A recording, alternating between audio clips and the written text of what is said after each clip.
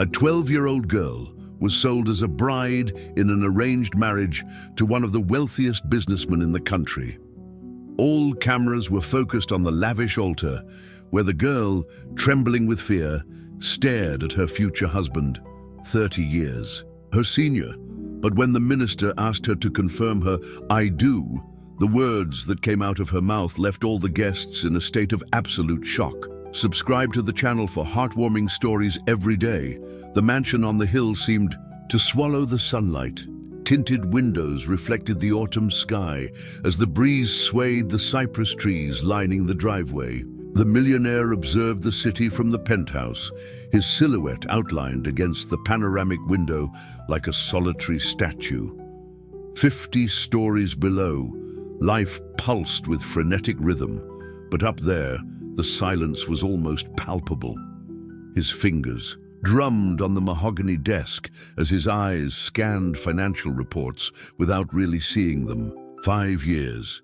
5 long years since he lost everything that truly mattered. The fortune he had accumulated since then now seemed like a pathetic consolation. The grandfather clock, a gift from his late wife, marked the hours with ruthless precision, reminding him that time stopped for no one, not even the powerful. "Sir, the meeting with the foundation is confirmed for this afternoon," announced the assistant from the doorway, interrupting his momentary trance. Her voice contained that calculated dose of saccharine sweetness he had learned to tolerate. "It's just a formality. You show up, shake a few hands, the photos are taken, and your social obligation is fulfilled for this quarter." "How much are we donating this time?" he asked without taking his eyes off the cityscape. $2 million. The marketing department suggests you personally hand over the ceremonial check. The millionaire nodded without enthusiasm. Another charity event. Another opportunity to clean up his name in the eyes of the public. The newspapers still painted him as the cold widower who had become even more calculating after the tragedy.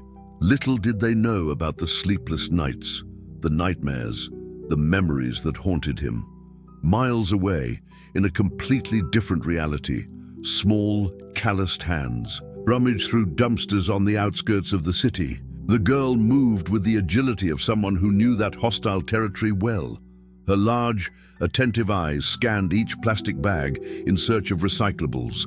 A PET bottle, an aluminum can, small treasures that meant the difference between eating or not that day. Disheveled hair fell over her thin face as she sorted her day's collection. The scars on her hands told stories that no child should know. The broken glass she had once found, the dog that had tried to defend its territory, the time she had fallen off the garbage truck she had clung to reach a wealthier neighborhood. "Hey, runt! This is our turf!" shouted an older boy, approaching menacingly with his group. "Get lost or we'll teach you a lesson." The girl grabbed her bag of materials and ran, her bare feet knowing every alley, every shortcut. The temporary shelter where she sometimes managed to get a place to sleep was 20 blocks away. If she arrived before nightfall, maybe she could get a spot. Otherwise, it would be another night under the awning of the department store. While the millionaire's luxury car glided down the wide avenues of the financial district, the girl ran. Through the narrow streets of the periphery, 2 worlds separated by invisible walls, but closer than anyone could imagine. That afternoon, fate would trace an improbable path. The foundation receiving the $1 million donation was the same, one that managed the shelter where the girl occasionally found refuge. And by a coincidence that would later seem like the work of something greater, both would be in the same place at the same time, when the cameras began to record yet another act of kindness from the city's most powerful businessman. What no one could predict is that, when those 2 gazes met, something far beyond rational understanding would be awakened. Something that would forever change the course of 2 apparently disconnected lives. The smell of hot soup filled the foundation's makeshift dining hall. Volunteers moved between the tables, serving the homeless and vulnerable children. The girl had arrived early, after delivering her recyclables to the sorting center. One of the coordinators, noticing her ability to organize things, asked her to help serve the meal. "You have a way with people," commented the middle-aged woman, observing how even the most withdrawn, homeless people accepted the soup when offered by those small, calloused hands. Always so attentive and careful. The girl merely nodded, without completely raising her eyes. Years on the streets had taught her that attracting attention rarely brought good things. The donated uniform she wore, a few sizes larger than her thin body, dragged on the floor as she moved between the tables. With the soup ladle, outside, a small crowd was forming. Bodyguards in dark suits positioned themselves strategically while news vans parked. The millionaire's assistant frantically checked her tablet, ensuring everything was according to plan. "Remember, sir, smile for the cameras, shake the director's hand over the ceremonial check, make a brief speech about social responsibility, and we're free to go," she instructed while adjusting her boss's tie. 15 minutes, tops. The millionaire adjusted his cufflinks, uncomfortable with the charade. Something about this place made him uneasy. Perhaps the harsh reality of poverty he tried to ignore in his ivory tower, or perhaps the personal ghosts that this environment of vulnerability evoked. The doors opened, and the reception committee advanced, all smiles and bows. Cameras flashed as the foundation's director spoke about the businessman's generosity and how that donation would transform lives. The millionaire forced a perfunctory smile, disconnected from the moment, until his eyes scanned the room and found by chance the gaze of the girl serving soup. Time seemed to freeze. A shiver ran down his spine, and for an instant, the world around him silenced. Those eyes, large, expressive, with a sad wisdom that contrasted with the youth of her face, were identical to the eyes of his deceased daughter. The same almond shape, the same hazel tone with small golden flecks near the iris. The ceremonial check trembled in his hands. Someone called him, but their voice seemed distant.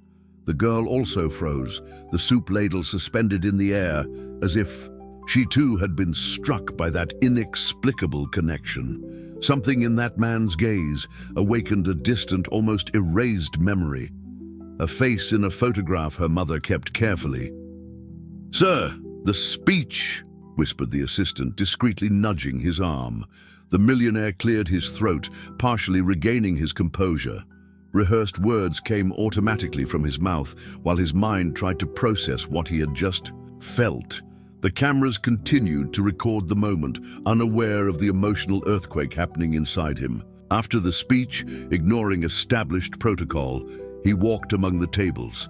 The assistant followed him, visibly displeased with this deviation from the script. The bodyguards tensed, unaccustomed to seeing their boss so close to strangers. "Who is that girl?" he asked the director, discreetly indicating the child who was now helping to collect empty plates. "One of our wards. Orphaned. She's been living on the streets for a few years. Very bright, despite the circumstances," the man replied, surprised by the sudden interest.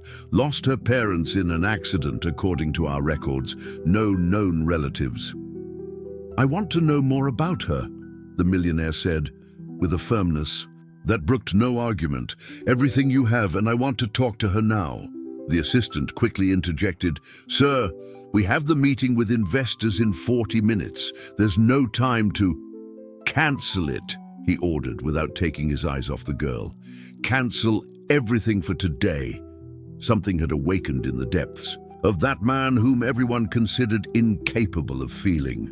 A commotion, a curiosity, an intuition that he could not, and did not want to, explain. For the first time in 5 years, the millionaire felt something beyond guilt and emptiness, and he wasn't willing to let that feeling slip away.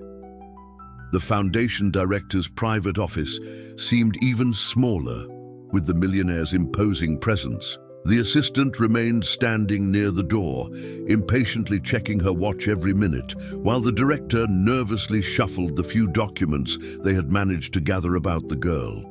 "That's all we have, sir. As I said, she was found wandering the streets approximately 3 years ago. According to her account, she lived with her mother in a small town after her father's death. A highway accident claimed her mother's life, and without close relatives, she ended up on the streets," explained the director, running a hand through his thinning hair. "We tried to place her in the foster care system, but she always runs away from the group homes, returns to the streets, to the same scavenging spots. It's like she's waiting for someone." The millionaire leafed through the papers with unsettling intensity. Something in that story resonated within him, like pieces of a puzzle he didn't even know he was trying to put together. And no one has looked for her. No relatives? Not that we have any record of. The mother's name appears only on an old school document, partially damaged. The last name is illegible. The assistant cleared her throat, intervening with poorly disguised impatience. "Sir, I understand your sudden philanthropic interest, but we have urgent matters to resolve. The merger with the foreign company." "You don't understand anything," the millionaire snapped, with a coldness that made the woman recoil. Turning again to the director, he asked, "Where is she now?" "In the activity room. A volunteer is with her." When the door to the room opened, the girl quickly raised her eyes and then lowered them, in a reflex conditioned by years of survival on the streets.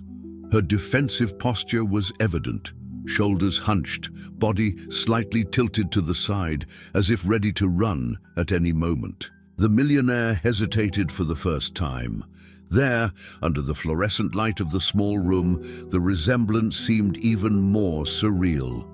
It wasn't just the eyes, it was something in the shape of the face, in the way she slightly furrowed her brow when concentrated.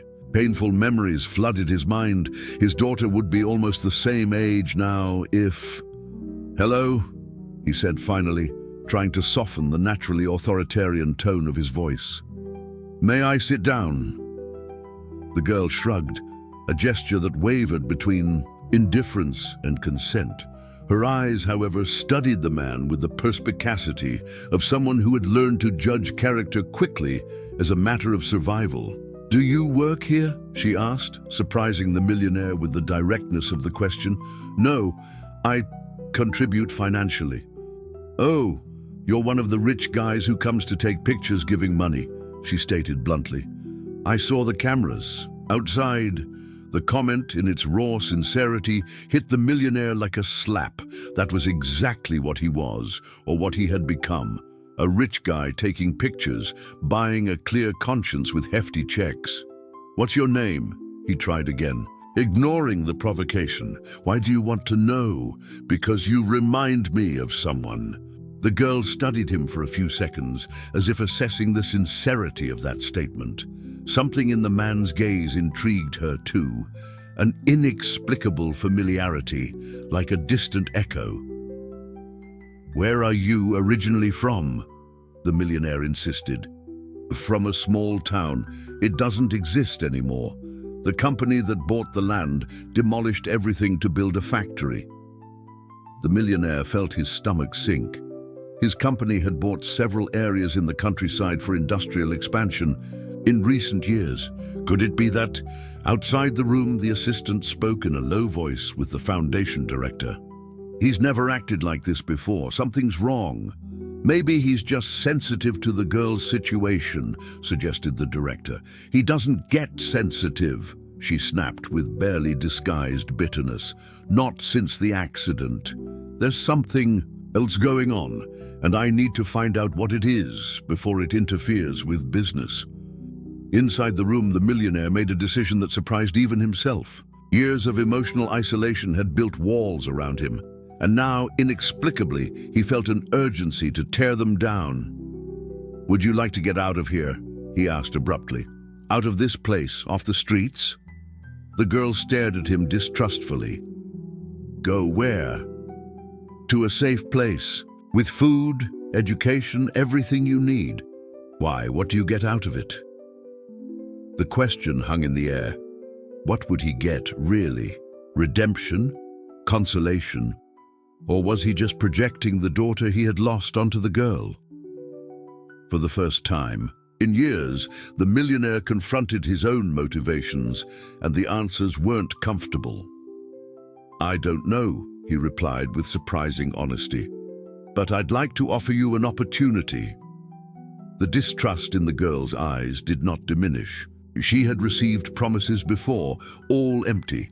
The streets had taught her the harsh lesson that nothing comes without a price. "I'll think about it," she finally replied, ending the conversation by turning her attention back to the incomplete drawing in front of her. The millionaire left the room with conflicting feelings. Part of him wanted to retreat, return to his emotional comfort zone, bury again that whirlwind of feelings that was beginning to awaken. It would be easier, safer, but something stronger drove him forward, a persistent intuition that this encounter was no coincidence. "Prepare the necessary documents," he ordered the director. "I want to begin the temporary guardianship process." The assistant paled, letting her shock show for the first time. "Sir, this is insane. You can't make a decision of this magnitude based on a momentary whim." "It's not a whim," he replied, with a certainty he hadn't felt in years. "It's something I need to do." The rain lashed against the windows of the executive suite where the millionaire had temporarily settled, abandoning his isolated mansion for the first time in years. The hotel was strategically positioned near the courthouse, and the foundation, places he now frequented daily, driven by an obsession he didn't fully understand himself. Papers were scattered across the coffee table, forming a chaotic mosaic of legal documents, old news articles and faded photos. He had dismissed his usual assistants, working alone for the past 72 hours, stopping only for brief naps, and forgotten meals that cooled untouched. "There has to be something," he muttered repeatedly, rubbing his tired eyes as he re-examined the documents for the umpteenth time. The phone rang, momentarily interrupting his concentration. The private investigator he had hired had news. The conversation was brief, but enough to confirm what his instinct already suspected. The girl's hometown had been bought by one of his subsidiaries 5 years ago, exactly during the period when he lost his wife and daughter in the accident. "Send me everything you found, now." While awaiting the email, his thoughts turned to his younger brother, the eternal black sheep of the family, who had disappeared more than a decade ago after a fight that severed the last ties they still maintained. Could the choices of the past, the harsh and unforgivable words exchanged that last night, have any connection to what he was discovering now? At the foundation, the girl was packing her few belongings. The judge had granted temporary guardianship to the millionaire, under strict conditions of monitoring by social workers. The news had spread quickly among staff and wards, generating mixed reactions of surprise, hope, and distrust. "Are you sure you want to go?" asked the coordinator, who had always been kind to her. "We don't know what his true intentions are." The girl looked at the small metal box that held her treasures, a broken comb from her mother, a water-damaged photo, the antique pocket watch, with inscriptions she could barely read. Somehow, inexplicably, she felt that she was closer to unraveling her past now than in all the years wandering the streets. "I have something to show him," she replied simply, closing the box with decision. The car that would pick her up would arrive in an hour, enough time to visit for the last time the old abandoned warehouse where she used to hide on the hardest days. There was something there that she needed to retrieve, something her mother had hidden before the accident, saying that one day it would make sense. The city looked different, seen from the window of the luxury car that was taking her to the hotel. The same streets she walked daily now seemed to belong to another world. The driver, a man of few words, simply warned her that the sir was waiting for her in the penthouse. "He's different," he commented when they stopped at the private elevator. "I've never seen him like this before, so determined." The elevator door opened directly into the suite, revealing a scenario that the girl had never imagined. The powerful businessman, always impeccable in magazine photos, was disheveled, with unshaven beard and wrinkled clothes, surrounded by papers and photos. "You came," he stated, as if he still didn't fully believe it. The girl entered the space slowly, her eyes scanning every detail of the luxurious but chaotic environment. She stopped in front of a framed photo that the millionaire kept on the table, a smiling woman and a little girl. "Was that your family?" she asked, with the direct frankness that only children possess. "Yes, my wife and my daughter." His voice cracked slightly. "I lost them both 5 years ago in an accident on the coastal highway." A heavy silence settled between them. The coincidence was too disturbing to be ignored. The same time, perhaps even the same highway where the girl's mother had died. "I have something to show you," she said finally, opening her treasure box. From inside, she pulled out the old pocket watch and held it out to the millionaire. "It was my father's, according to my mother. She said that one day I would understand what it meant." The businessman's hands trembled as he recognized the object. He himself had given that watch to his brother decades ago when they were still close. The inscription on the back, partially erased by time, was unequivocal. "Brothers today, always and forever." "Where did you get this?" he asked in an almost inaudible voice. "My mother kept it. She said it was the only memory of my father we had." The millionaire staggered to a chair, feeling as if the ground had disappeared beneath his feet. The pieces fit together with painful precision. His brother, the small town, the watch, the incredible physical resemblance, the timing of the accident. Everything pointed to a single and unbelievable conclusion. "Do you have any photos of your mother?" he asked, fearing and longing for the answer at the same time. The girl nodded, removing a damaged photograph from the box. The woman in the photo had long hair and smiled shyly at the camera. It wasn't his deceased sister-in-law, as he had initially feared. It was someone else, someone he had never seen, which meant that "My brother had a daughter," he murmured to himself. "You're my niece." The girl's large eyes fixed on his, seeking confirmation of the truth in that statement. For years, she had dreamed of finding a relative, someone who would reconnect her to a sense of belonging. And now, there he was, the powerful uncle that her mother mentioned occasionally in bedtime stories. "Did you know my father?" she asked, with a vulnerability that contrasted with her habitual defensive posture. "Yes," replied the millionaire, feeling the weight of decades of resentment and regret. "He was my younger brother." At that moment, something overflowed inside him, an emotional dam breaking after years of containment. Silent tears streamed down his face as the understanding of the magnitude of that encounter solidified in his mind. It wasn't just an abandoned child that fate had placed in his path.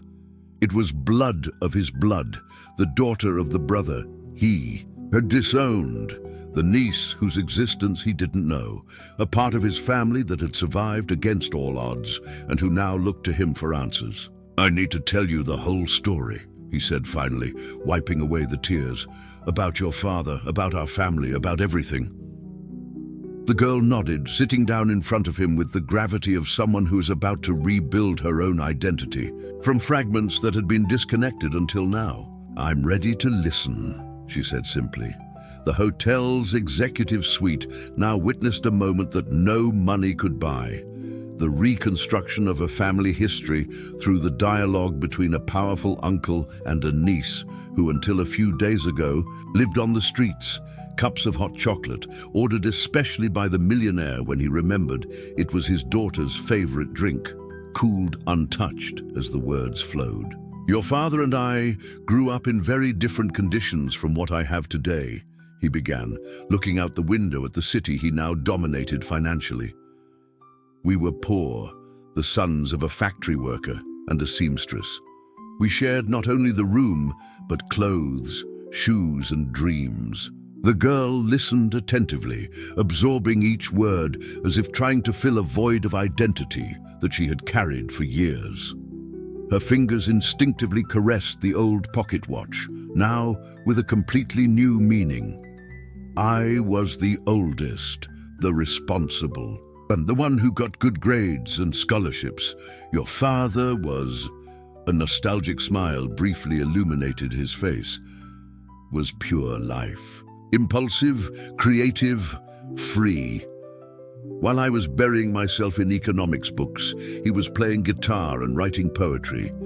He said I was selling my soul to the system that exploited our father." "And was he?" asked the girl with that disarming frankness. The millionaire pondered the question for a few seconds. "Maybe. In the eagerness to never again feel the kind of powerlessness I saw in my father when he got sick and we didn't have money for treatment, I ended up becoming part of the same system that crushed him." The narrative continued, the meteoric rise of the older brother in business, contrasting with the bohemian and unstable life of the younger one. The increasingly frequent fights, culminating in a definitive break after a particularly painful argument. "I said unforgivable things," admitted the millionaire, his voice choked with rarely demonstrated emotion. "I said he was a failure, that he would never be anything in life, that our parents would be ashamed of him. The next morning, he was gone, taking only a few clothes and—" "The watch," completed the girl, connecting the dots. "Yes, the watch that I had given him on his 18th birthday, when we were still inseparable." For almost a decade, they had no contact. The younger brother disappeared completely, while the older one built his financial empire, married, and had a daughter. Life followed diametrically opposed paths until 5 years ago, when I lost my wife and daughter in the accident. Something in me died too, continued the millionaire, now staring at a photograph on the table. I became obsessed with work, with expanding the business. One of the acquisitions was precisely the small town where, without my knowing, you and your mother lived. The girl hugged her knees, processing the magnitude of that coincidence. Or was it destiny? Her uncle's business decision had, indirectly, led her mother to take that fateful road, fleeing the imminent demolition of her community. "My mother said we were going to the city to find someone important," she revealed, recalling fragments of that last day. "She seemed nervous, anxious. She put the watch in my backpack and said it was my inheritance, that I should protect it at all costs." The millionaire felt a pang in his chest.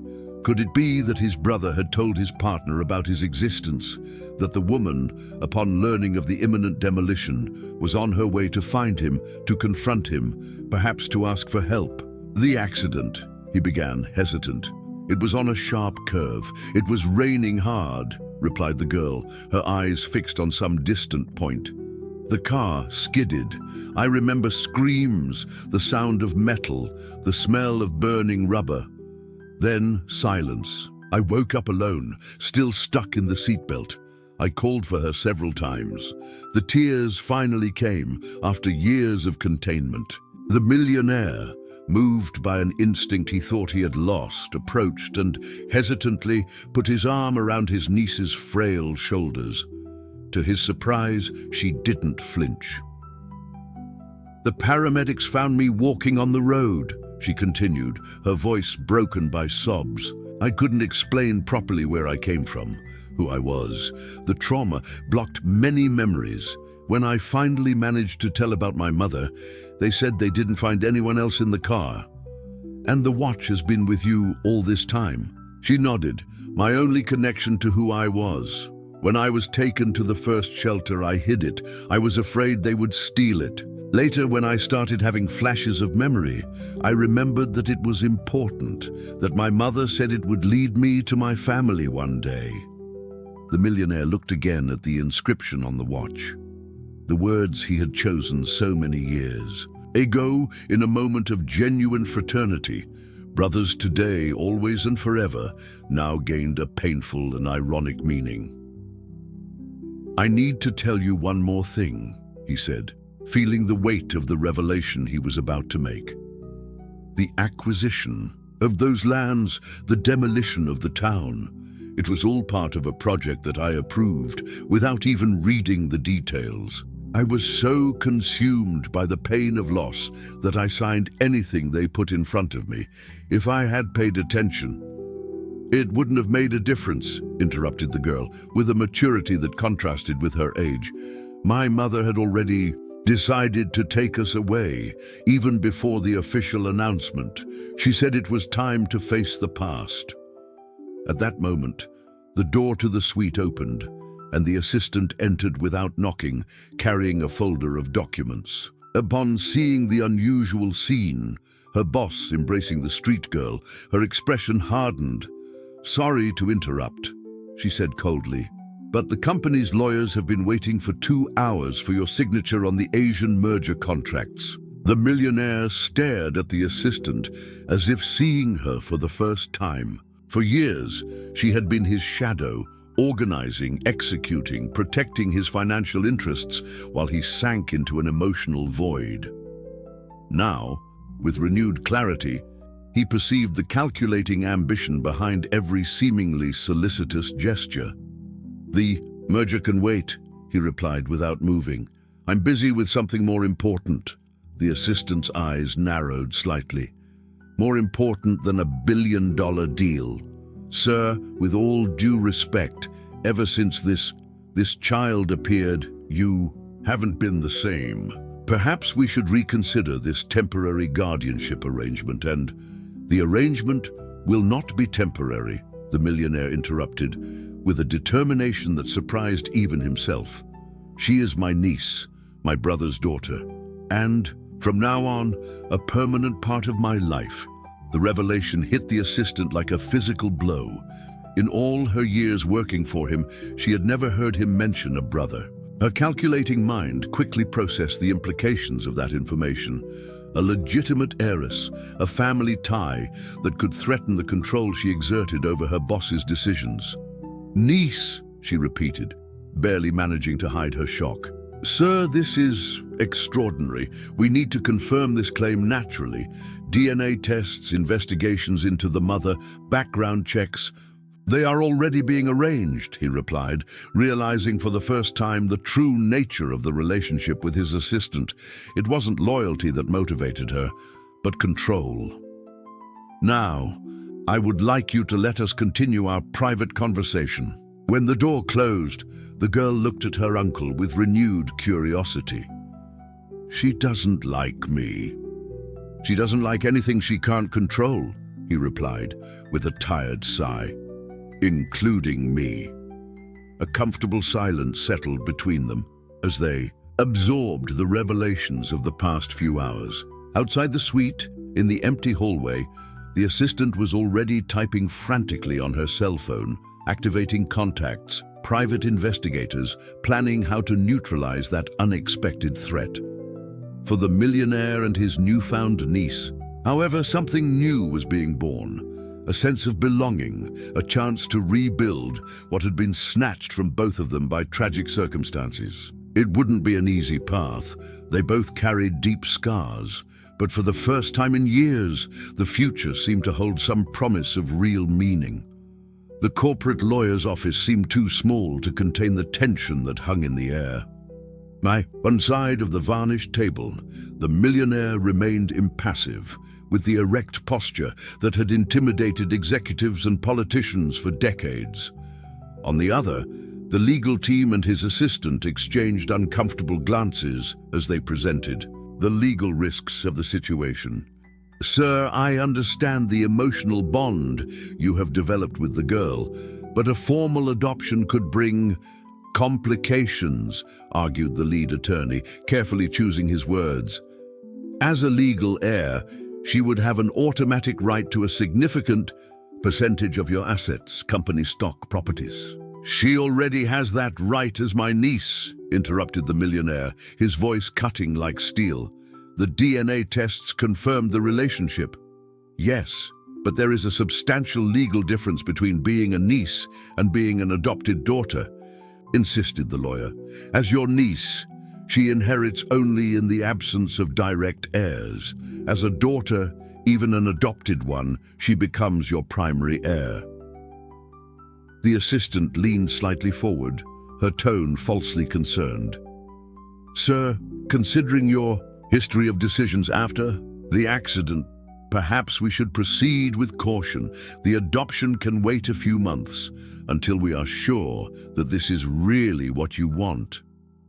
The millionaire observed the group before him, people he considered trustworthy, his close circle of advisors.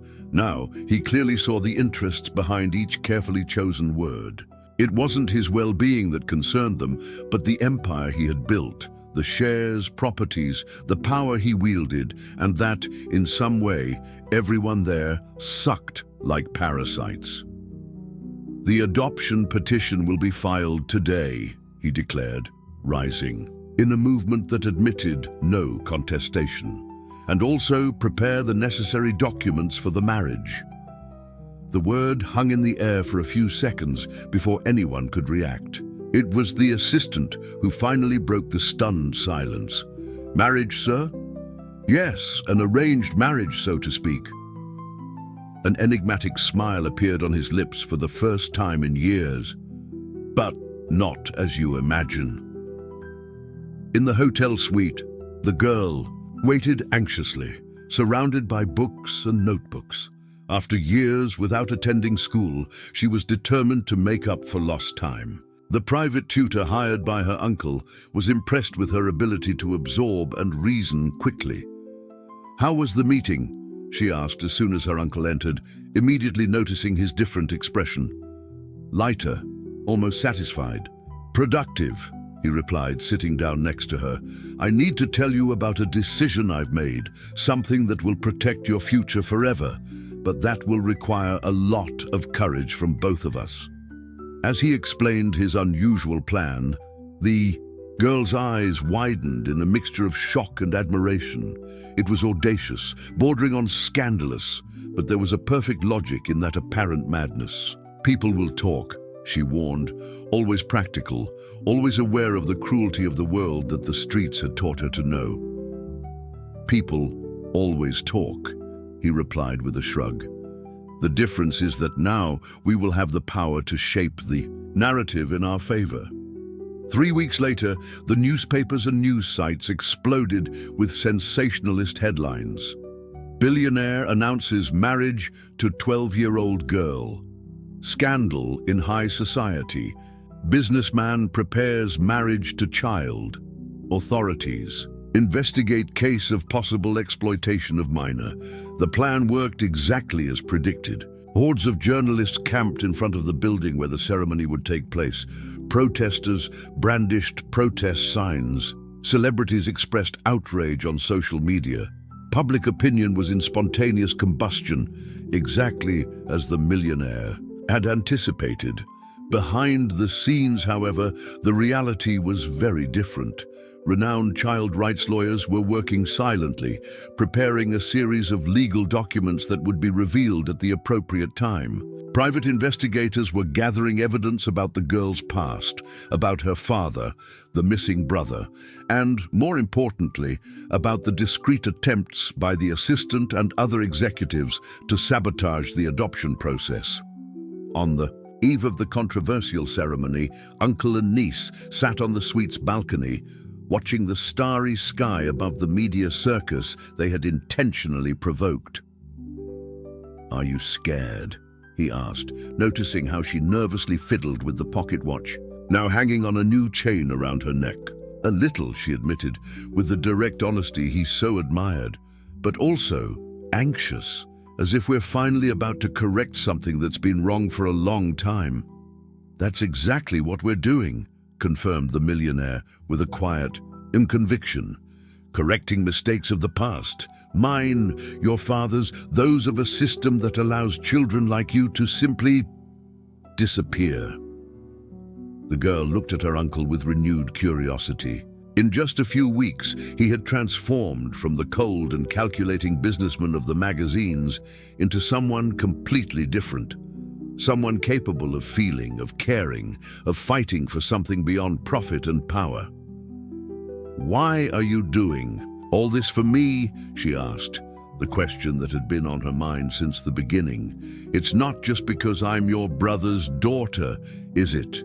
The millionaire pondered the question for a few moments before answering.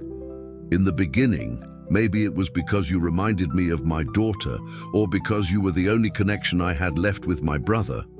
But now," his eyes met, hers with sincerity, "now it's for you yourself, for what I see in your eyes when you learn something new, for your strength, for your ability to survive without losing your goodness." A solitary tear rolled down the girl's face, quickly wiped away with the back of her hand. Years on the streets had taught her to hide vulnerabilities. "And you," continued the millionaire, "why did you agree to come with me? Why do you trust me after everything you've been through?" It was her turn to reflect before answering. "In the beginning, it was for the watch, for the chance to discover who I am. Then, I think it was for seeing something in your eyes too, something sad but familiar, like we had the same kind of pain." That simple and profound answer hit the millionaire with unexpected force. It was true, they both carried the same kind of emptiness, of loss, of search for meaning. Perhaps that's why they could understand each other in a way that others didn't. The phone rang, interrupting the moment. It was the lead attorney, confirming that everything was prepared for the next day.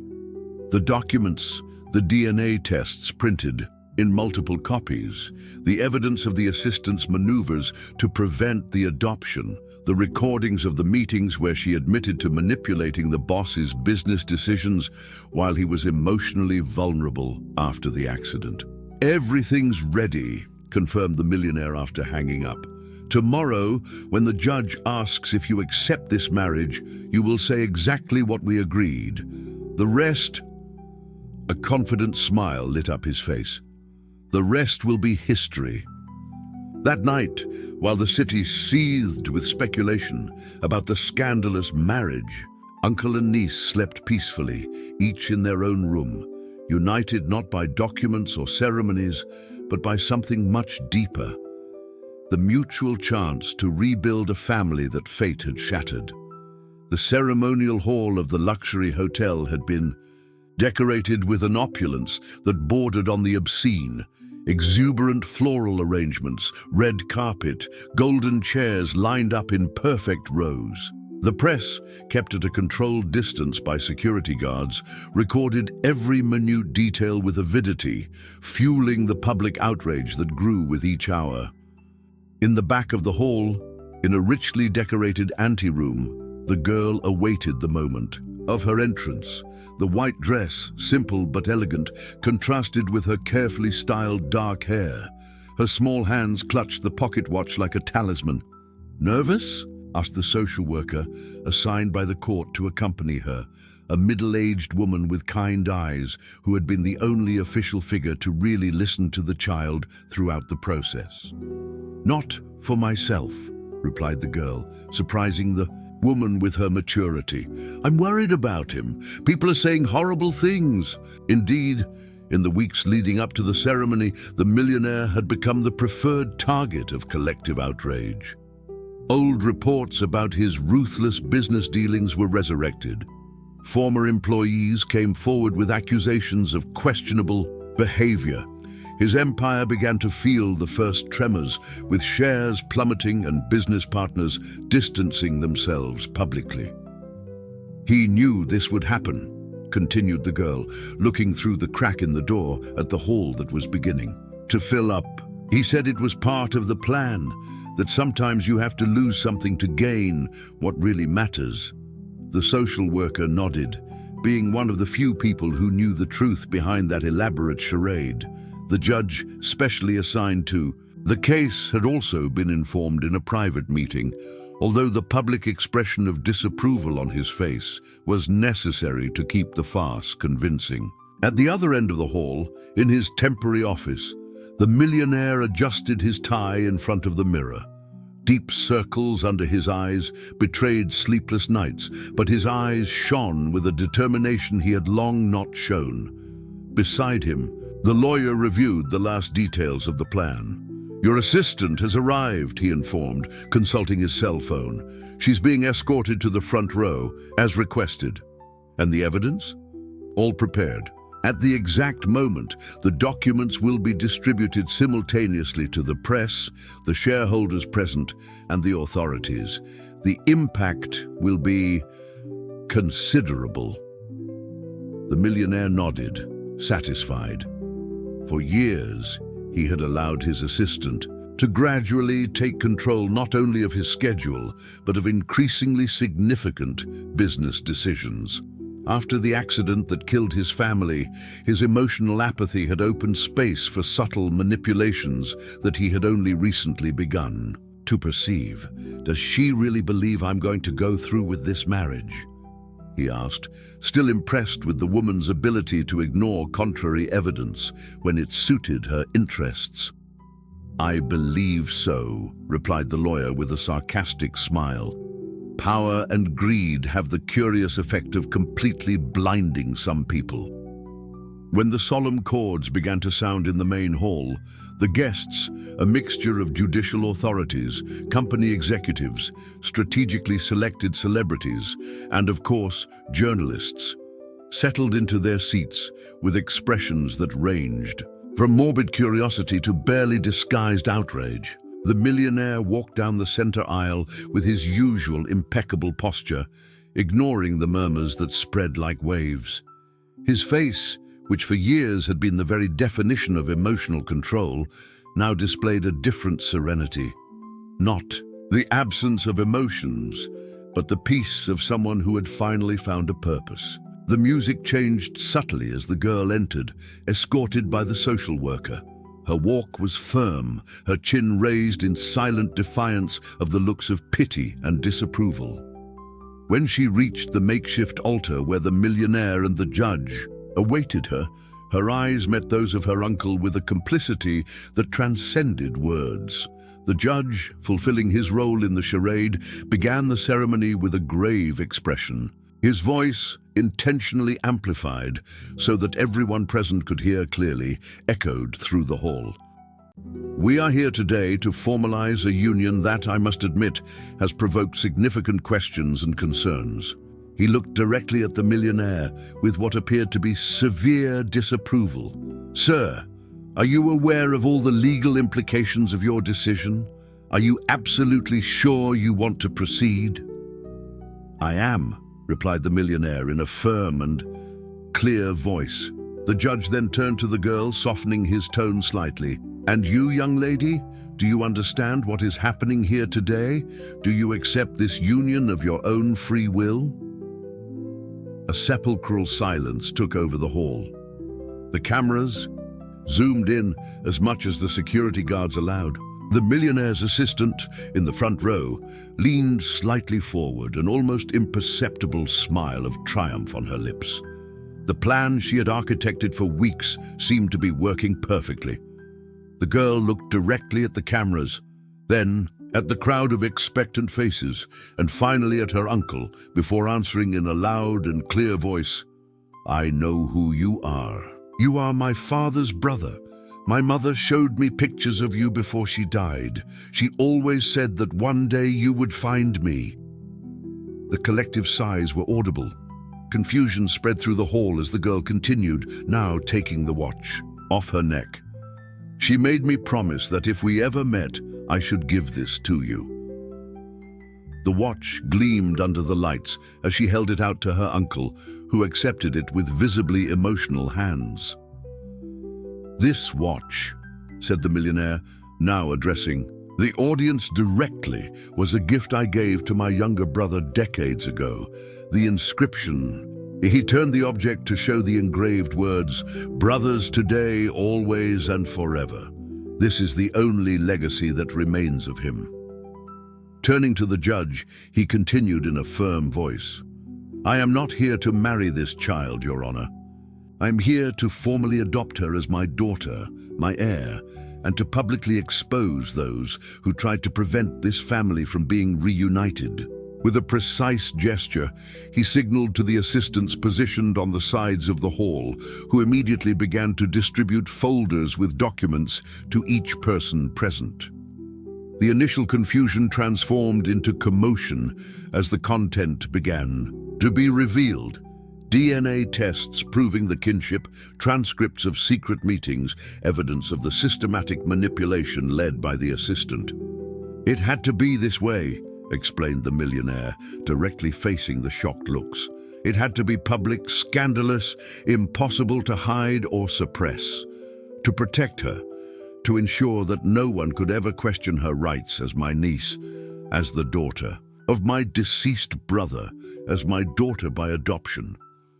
The assistant, realizing belatedly the trap she had fallen into, stood up abruptly, but two security guards were already positioned discreetly behind her chair.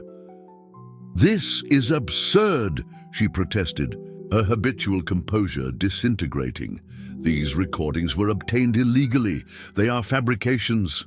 Each document was obtained within the strictest legality," intervened the lawyer, approaching with an additional folder, "including your attempt to bribe the social worker originally assigned to the case, fortunately recorded in both audio and video." A growing buzz took over the hall, now transformed into the stage of a drama very different from what everyone expected to witness. Journalists typed frantically on their cell phones, photographers fired continuous flashes, executives examined in astonishment the evidence of corporate manipulation.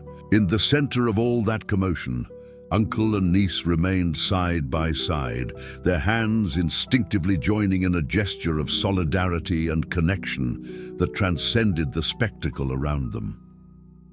"It worked," she whispered, looking at him with a mixture of admiration and relief. "It worked," he confirmed, gently squeezing her small hand in his. "Now we really begin." The media storm that followed the cancelled ceremony exceeded all expectations. For weeks, the revelations dominated the news, migrating from the gossip columns to the most serious economic analyses as the corporate ramifications of the manipulation became evident. The term, "the wedding that wasn't," became instantly viral, while experts dissected every aspect of the case. For the girl, however, the days that followed were surprisingly peaceful. After years on the streets, learning to distrust every gesture and word, she now found herself protected in a safe environment, away from the spotlights. The millionaire's mansion, now her official home, had been transformed. The spaces that were once cold and impersonal gradually gained new life. "Would you like to decorate your room?" asked the uncle, as they walked through the extensive garden on an autumn afternoon, 2 weeks after the event. "We can hire a decorator, or you can choose everything personally." The girl reflected for a few moments before answering, her eyes scanning the distant horizon. "Can I paint the walls?" "Of course, whatever color you prefer." "Myself, with my own hands," she clarified, turning to face him. "I've never had anything that was really mine, something I could mark in some way." The millionaire nodded, understanding the depth of that seemingly simple request. It wasn't about decoration, but about belonging, about leaving permanent marks in a space that was now also hers. "We'll buy the paints tomorrow," he replied simply. The next morning, to the surprise of the few employees who remained after the team restructuring, the millionaire appeared for breakfast wearing worn jeans and a simple t-shirt. The niece awaited him in the kitchen, equally casual, with a sparkle of excitement in her eyes that made her look finally like a child her age.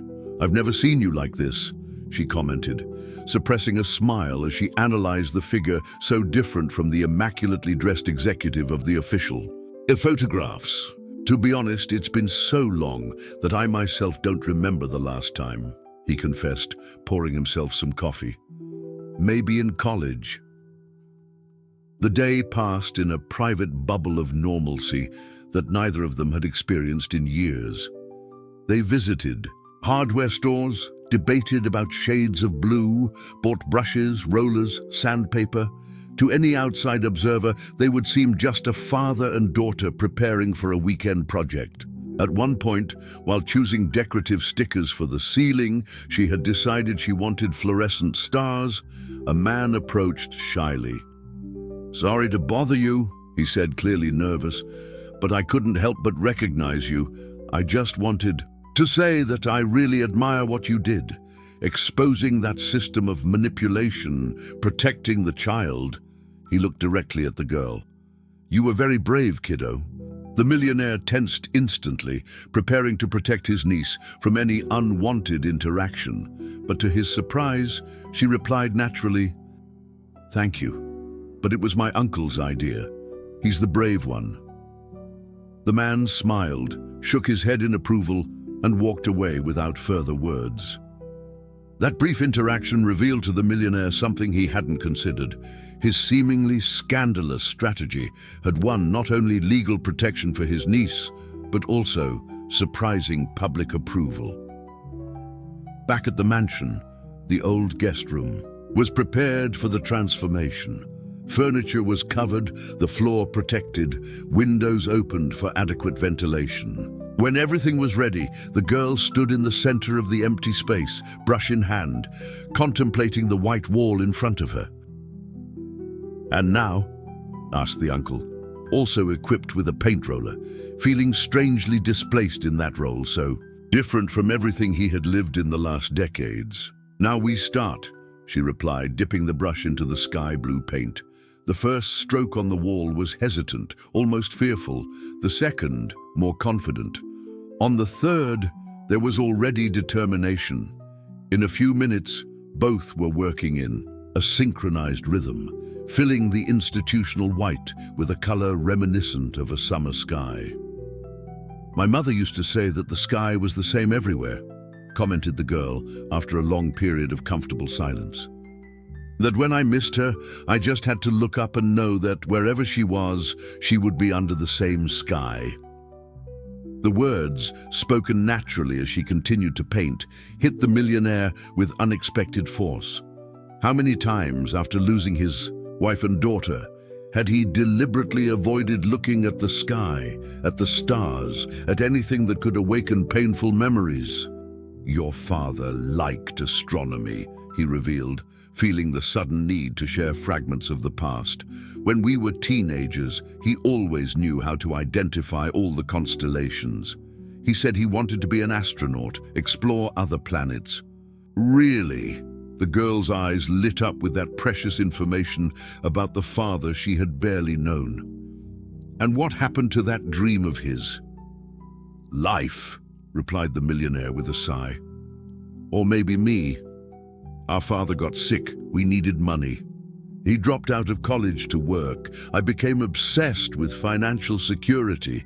The dreams were left behind." They continued to paint in silence, each absorbed in their own reflections. When the first wall was complete, they moved away to admire the result. It wasn't perfect. There were streaks in some places, uneven brush strokes in others, but it had something genuine, honest. "It's beautiful," declared the girl with a smile of satisfaction. "It's perfect," corrected the uncle, realizing that those imperfections carried a meaning of their own. They were the first steps of something new, authentic, built by inexperienced but determined hands. In the days that followed, the room took shape. The walls gained not only color but drawings, a starry sky, mountains in the distance, birds in flight. The girl revealed an artistic talent that even she didn't know she had, while the uncle rediscovered the simple pleasure of creating something with his own hands. Between layers of paint and brush cleaning sessions, the conversations flowed with increasing naturalness. Fragments of separate lives were shared, gradually forming a mosaic of mutual understanding. "What was she like? My cousin, your daughter?" asked the girl one afternoon, while they painted small clouds on the already blue ceiling. The question, asked delicately but directly, surprised the millionaire. It was a subject that everyone around him had carefully avoided for years. "She was extraordinary," he replied after a moment of reflection. "Brave like you, but in a different way. She was afraid of heights, but still insisted on climbing every tree in the garden. She loved to invent stories about imaginary worlds. She collected ordinary stones, saying that each one had a unique personality. The description, initially hesitant, gained fluency, warmth. Memories long suppressed emerged now not as wounds, but as preserved treasures." The girl listened attentively, as if assembling in her mind the image of that cousin she had never met. "I think you would have been great friends," concluded the millionaire, surprised by the absence of the lacerating pain that normally accompanied such memories. "I think so too," agreed the niece, with a serene conviction beyond her age. That night, when they finally completed the decoration of the room, the girl made a decision that surprised her uncle. She chose to sleep not in the new bed, but in a makeshift sleeping bag on the floor. "Why?" he asked, intrigued. "To get used to it," she explained, settling into the padded fabric.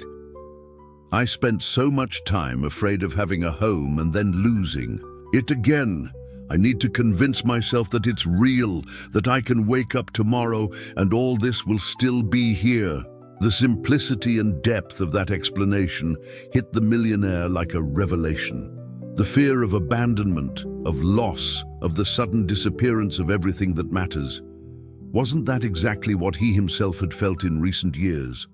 Hadn't. It'd been that fear that had made him take refuge in his corporate empire, avoiding any bonds that could be snatched away again. "Can I tell you a secret?" he asked, sitting down next to her on the floor. The girl nodded, her big eyes fixed on him with genuine curiosity. "I'm scared too," he confessed, the words emerging with an honesty that he had long not allowed himself. "Afraid of waking up and discovering that you're not real, that all this was just a dream, that I'm alone again."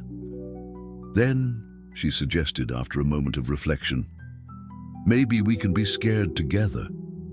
And maybe, with time, the fear will diminish." For both of us, at that moment, something fundamental changed in the dynamic between them. They were no longer just an uncle and a niece, united by extraordinary circumstances, but two survivors learning together to rebuild lives shattered by unimaginable losses. "Deal," he replied, extending his hand in a formal gesture that drew a smile from her, shared fear for as long as necessary. That night, for the first time since the accident, the millionaire didn't have nightmares, and the girl, accustomed to the light and vigilant sleep of the streets, slept deeply, without startles. When the first rays of sun penetrated through the newly installed curtains, illuminating the starry ceiling and the colored walls, both awoke with the same certainty. It hadn't been a dream. They were there, together, starting something new. "Good morning," he said, bringing 2 mugs of hot chocolate to the room, finding her already awake, admiring her new space. "It's still here," she replied, accepting the drink with a smile that lit up her eyes. "I'll always be," he promised, sitting on the floor next to her to share the first of many sunrises together. The imposing courthouse seemed even larger seen through the eyes of the girl, who firmly held her uncle's hand as they climbed the marble steps. Reporters crowded within the limits allowed by the security guards. Cameras flashed incessantly, but the two advanced as if they were alone on that journey. "Remember," said the millionaire, leaning slightly so that only she could hear, "no matter what happens in there, we'll be together when we come out." The final hearing of the adoption process had been scheduled for that morning, 3 months after the public scandal. that had revealed the whole truth. The resistance of the ex-assistant, now facing her own legal battles for corporate manipulation, had delayed the process, but hadn't been able to stop it. Inside the courtroom, the atmosphere was solemn. The judge, a man of severe but fair expression, reviewed the final documents while the lawyers exchanged last words with their clients. On the opposite side of the room, the surprise, the ex-assistant, her appearance visibly diminished by the fall from grace, accompanied by her own legal team. "What is she doing here?" whispered the girl, tensing involuntarily. "Last desperate resort," replied the uncle calmly. "Don't worry, she has no more power over either of us." When the judge began the session, the millionaire noticed an unexpected presence in the back benches. The investigative reporter who, weeks ago, had transformed the public narrative about the case with a series of rigorously researched reports. His stories had been crucial in dispelling the initial sensationalism, revealing the complex web of manipulation and the true story behind the supposed wedding. Continuing with case number 7842J, regarding the formal adoption of the minor, began the judge, his voice echoing in the silent room. The proceedings followed the usual protocol: review of documents, confirmation of opinions, final arguments. The tension in the air was palpable when the ex-assistant's lawyer stood up to present her final challenge. "Your Honor, despite the evidence presented, my client maintains that she is acting only out of genuine concern for the well-being of the minor in question," she declared with false conviction. The applicant's psychological history after the accident that killed his family raises serious questions about his emotional stability to assume the responsibility of raising a traumatized child. The millionaire remained impassive, but the girl felt his hand squeeze hers slightly. That was the lowest blow, using the grief, the deepest pain of her uncle as a weapon against them. "Furthermore," continued the lawyer, "the sudden change in behavior, the sudden interest in a child who bears physical resemblances to his deceased daughter, suggests a process of psychological replacement that could be harmful to both of them." When the lawyer finally concluded her arguments, a heavy silence hung over the room. The judge turned to the millionaire and his niece, his evaluative gaze lingering on both. "Before rendering my decision," he said, "I would like to hear directly from the minor. In cases like this, the most important voice is frequently the least heard." The girl straightened in her chair, her large eyes fixed on the judge without, showing the nervousness she certainly felt. "Do you understand what is happening here today?" asked the magistrate gently. "Yes, sir," she replied with surprising clarity. "My uncle is asking to legally adopt me, so that I am officially his daughter, not just his niece. And how do you feel about that?" The girl reflected for a moment, carefully choosing her words. "Before I met my uncle, I thought I would never have a family again, that I would spend my whole life alone, trying to survive one day at a time. I didn't think about the future because it didn't seem like there would be one." Her voice, initially hesitant, gained firmness as she continued. "He's not trying to replace his daughter with me, and I'm not trying to replace my parents with him. We both lost people we loved. We both were left alone. Now we have the chance not to be alone anymore." The judge nodded, genuinely touched by the maturity of that response. He then turned to the millionaire. "And you? This is an immense responsibility, especially considering the unique circumstances of this case." The millionaire stood up slowly, his posture revealing a dignity that went beyond the financial power or social influence he had once possessed. "Your Honor," he began, "for years after the accident, I lived like a ghost in my own life. I built more wealth, more power, thinking that it would somehow fill the void. It didn't. Nothing did." He paused briefly, looking at his niece with a soft smile before continuing. "Finding my niece not only gave me the chance to correct past mistakes with my brother, but also to rediscover something I thought I had lost forever. The ability to care, to feel, to look beyond myself. I'm not seeking a substitute for my daughter. I'm seeking a second chance to be the person I forgot I could be. On the other side of the room, the ex-assistant shifted uncomfortably. Her strategy, based on the exploitation of emotional trauma, now clashed with the undeniable authenticity of the bond that had formed between uncle and niece. After hearing the final considerations from both sides, the judge briefly retired to deliberate. It was 20 minutes of tense waiting, during which the girl and the millionaire remained seated in silence, hands joined, sharing that moment of vulnerability and hope.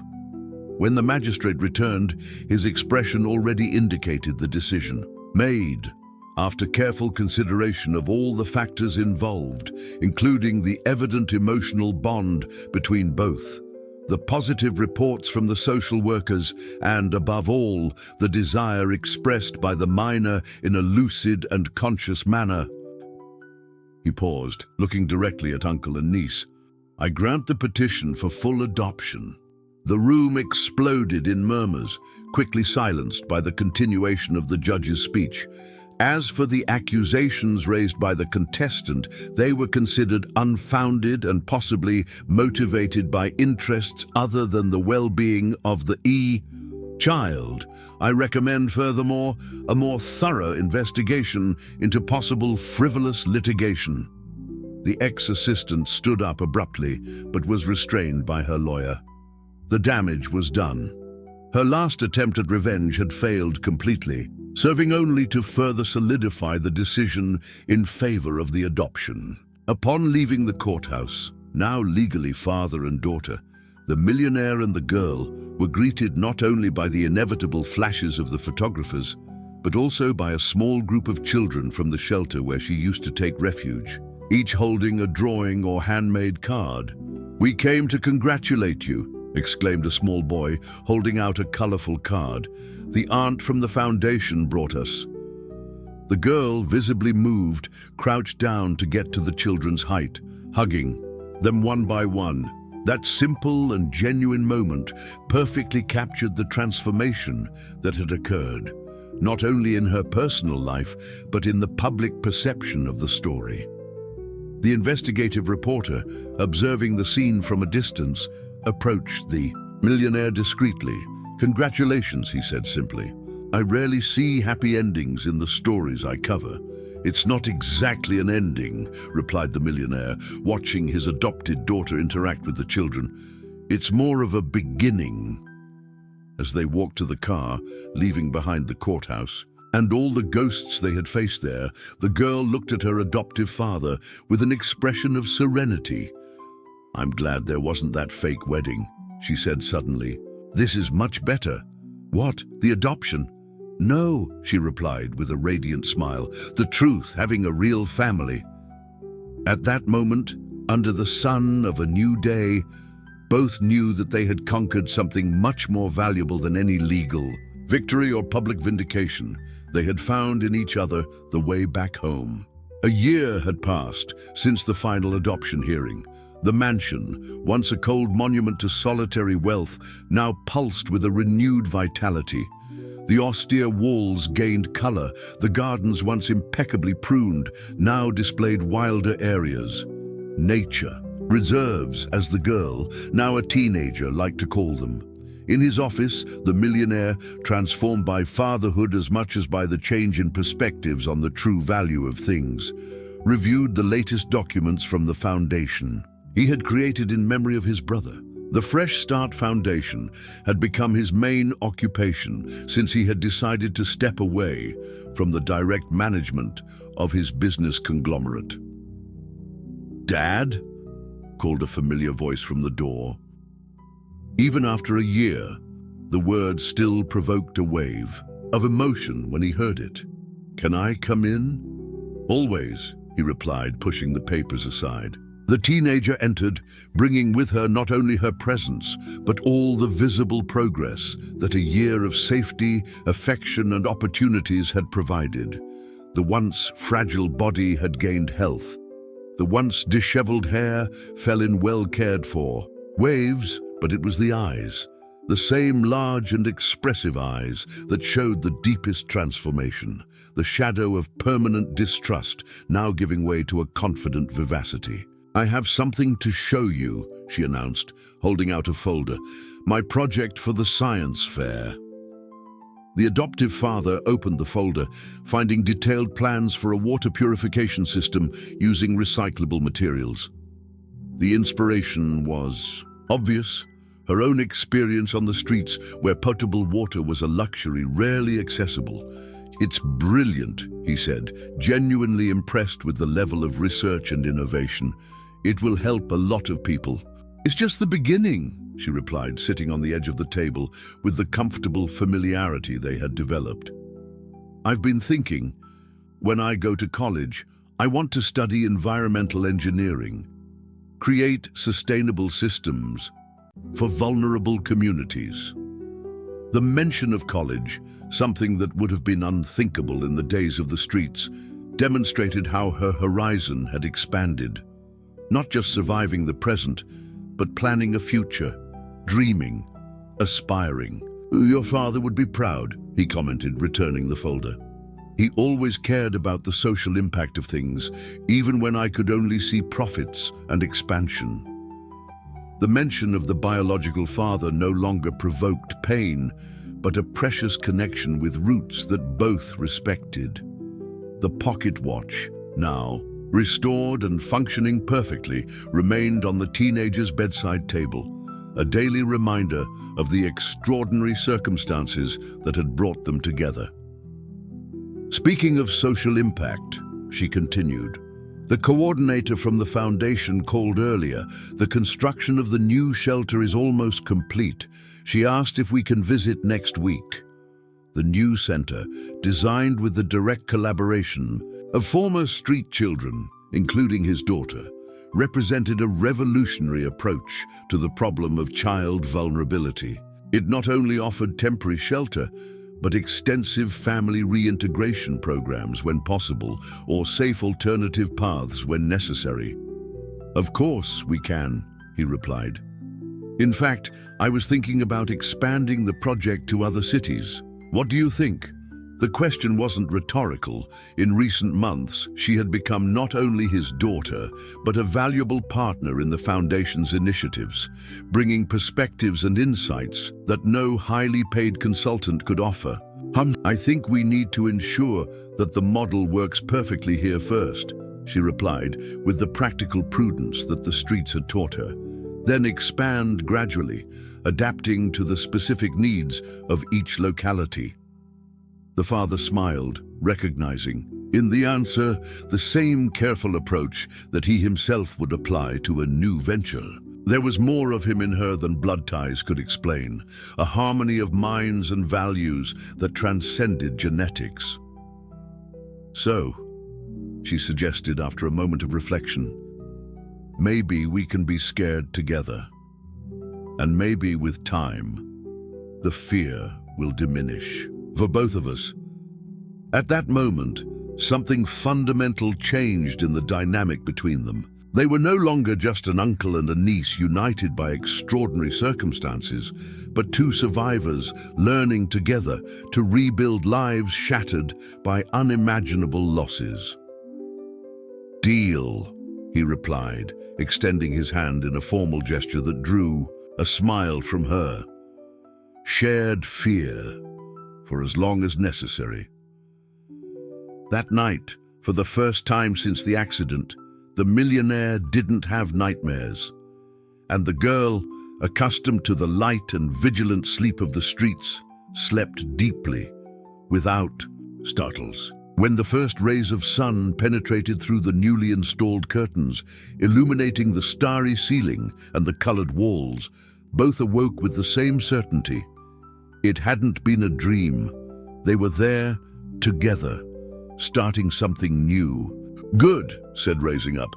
"Now how about a break? The day is perfect for that picnic that we've been planning." In the back garden of the mansion, under the generous shade of a centennial oak, father and daughter shared a simple meal. talking about everything and nothing, enjoying the precious normalcy of that moment.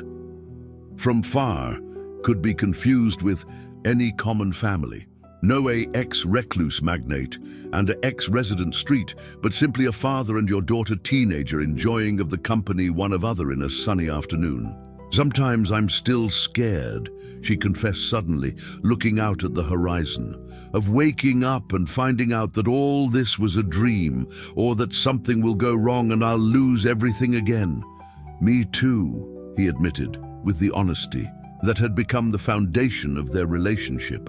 But you know what I realized? The fear doesn't go away completely.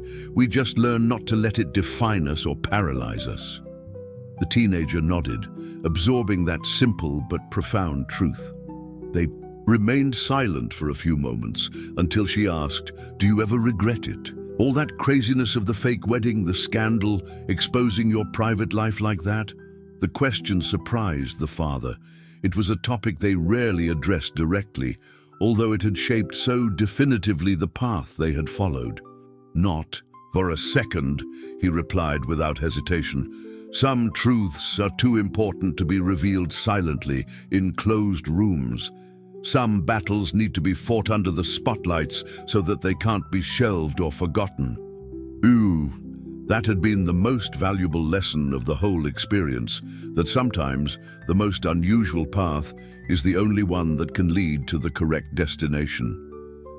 That social conventions, external expectations, and other people's judgments matter much less than the truth and the protection of those we love. "Besides," he added with a conspiratorial smile, "I confess that seeing the face of my ex-assistant when the judge announced the decision was satisfying." The daughter laughed, a crystalline sound that still had the power to surprise him with its purity. How could someone who had faced so many difficulties maintain that capacity for genuine joy? "What do you think about making this a tradition?" he suggested, indicating the picnic. "Every year, on this same day, to celebrate our family." "Our private version of a wedding anniversary?" she joked, referring to the event that almost was, but never happened. "Something like that," he agreed, laughing at the irony. "An anniversary of the non-wedding that brought us the real family." When the sun began to set, painting the sky with shades of orange and pink, father and daughter slowly gathered the picnic items, in no hurry to end that moment. The mansion that awaited them was no longer just a luxurious house, but a home in the truest sense of the word.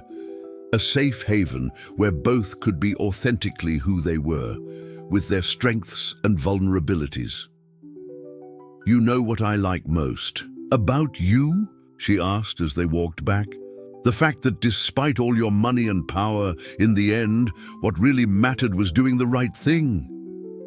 Those simple words hit the father with unexpected force. For years, he had built his empire based on strategic decisions, cold calculations of cost-benefit, leaving principles and feelings aside. Ironically, it was only when he abandoned that approach, when he followed a purely human impulse of connection and protection, that he found true wealth. "And you know what I admire most about you?"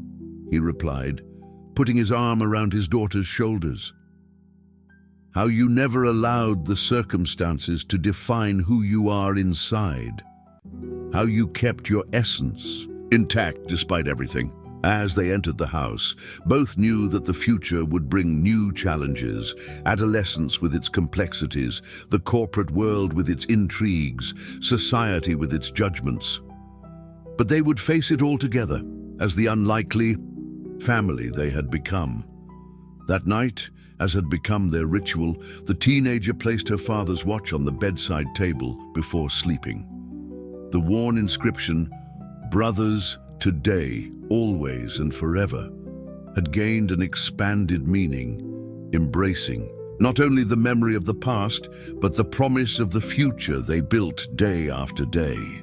And the morning following, as in all the mornings since that found one to the another, father and daughter would share the breakfast in the sunny kitchen, celebrating no alone the miracle of the big commotions of the life, but also the beauty of the small, ordinary moments that in the end of the accounts are what truly constitutes a family.